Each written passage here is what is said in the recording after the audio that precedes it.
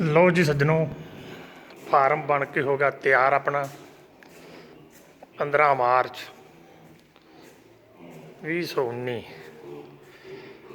इसकी आप शुरुआत कर दी अज।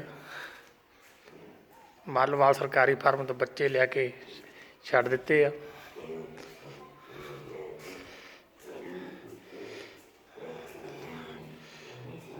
लो जी, फिलहाल अपन बच्चे मिले आ जी 30-32।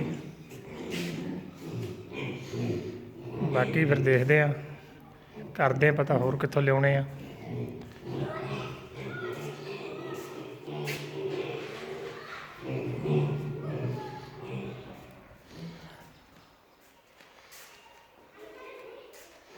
जी आराम फरमा रहे हैं, ऐश कर रहे हैं।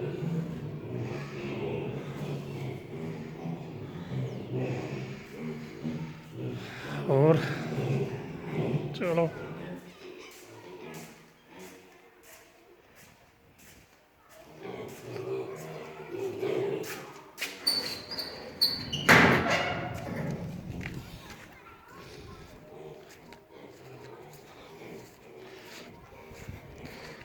बाउंड्री है जी।